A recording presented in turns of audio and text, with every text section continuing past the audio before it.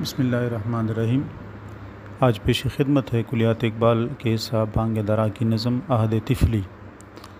علامہ اقبال اس نظم میں اپنے بچپن یا سب کے بچپن کا ذکر کرتے ہیں کہ وہ کیسے گزرتا ہے اور ایک بچے کی کیا احساسات و جذبات ہوتے ہیں، اس کا وہ ذکر فرماتے ہیں تھے دیار نو زمین و آسماں میرے لیے، یعنی جب میں اس دنیا میں آیا تو زمین بھی میرے لیے نئی تھی، آسمان بھی میرے لیے نیا تھا، تو یہ میرے لیے نئے علاقے تھے، نئے شہر تھے، نئی زندگی تھی، نئی دنیا تھی۔ وسعت آغوش مادر ایک جہاں میرے لیے، اور میری ماں جو مجھے آغوش میں لیے ہوتی تھی، گود میں لیے ہوتی تھی، تو وہ تو زیادہ سے زیادہ 2 فٹ کی جگہ ہوگی، لیکن اس کی وسعت علامہ فرماتے ہیں کہ وہ 2 فٹ کی یا 1.5 فٹ کی یا 3 فٹ کی جو وسعت تھی، وہ میرے لیے ایک نیا جہاں تھی، ایک الگ جہاں تھی، ایک الگ دنیا تھی ہر ایک جنبش نشان لطف جاں میرے لیے، اور میرے سامنے جو بھی کوئی حرکت ہوتی تھی تو وہ میرے لیے لطف جاں تھی، مجھے اچھی لگتی تھی، کیونکہ میرے لیے وہ نئی چیز تھی، تو میں اس کو دیکھ کے لطف محسوس کرتا تھا۔ حرف بے مطلب تھی خود میری زباں میرے لیے، اور میری اپنی زبان جو تھی وہ میرے لیے، جو میں بولتا تھا اس کا کوئی مطلب نہیں ہوتا تھا،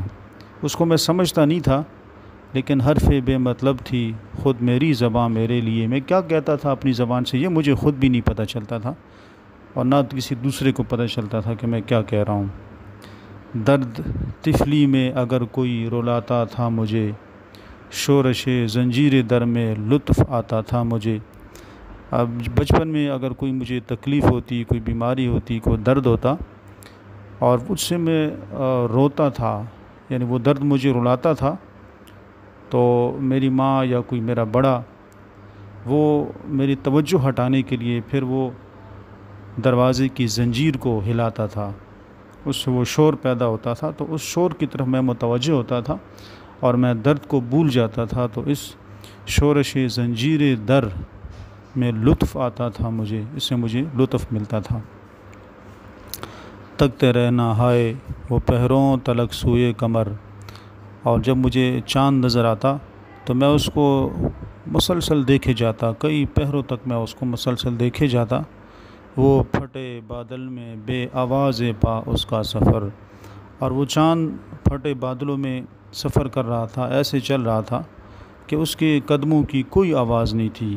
بے آواز پا اس کا سفر جاری تھا۔ پوچھنا رہ کے اس کے کوہ صحرا کی خبر، اور میں اس چاند کے بارے میں پوچھتا تھا، کوہ صحرا، اس کے کوہ صحرا کی خبر میں پوچھتا تھا، یعنی کوہ صحرا سے مراد یا تو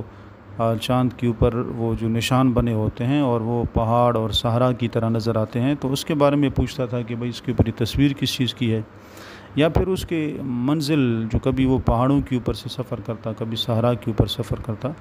تو اس کے بارے میں بار بار میں پوچھتا تھا، اور وہ حیرت دروغ مصلحت آمیز پر، اب اس کا جواب جو مجھے دینے والا ماں ہوتی یا باپ ہوتا یا کوئی بھی ہوتا، تو اس کے پاس کوئی جواب تو نہیں ہوتا تھا، تو وہ کوئی ایسے کوئی جھوٹا کوئی جواب بنا لیتے تھے کہ اس سے میں حیران ہو جاتا تھا، تو وہ جھوٹ ہوتا تو وہ جھوٹ تھا، لیکن اس میں مصلحت تھی کہ کم از کم میں اس کو سن کر چپ ہو جاتا تھا۔ آنکھ وقف دید تھی لب مائل گفتار تھا، یہ ایسا وقت تھا، ایسا دور تھا کہ ہر وقت میں آنکھ سے کوئی نہ کوئی چیز، نئی چیز میں دیکھتا رہتا تھا، اور میری زبان ہر وقت چلتی رہتی تھی، کبھی میں خاموش نہیں ہوتا تھا۔ دل نہ تھا میرا سراپا ذوق استفسار تھا، اور میرا جو دل تھا اس کی یہ کیفیت تھی کہ ہر وقت ذوق استفسار اس میں موجود تھا، ہر چیز کے بارے میں جاننا پہچاننا، یہ اس کا ذوق تھا کہ میرے سامنے جو چیز آئی ہے یہ کیا ہے، تو اس بارے میں میں جاننے کی کوشش کرتا تھا، تو یہ میرا دل تھا جو ہر چیز کے بارے میں جاننے کی کوشش کرتا تھا۔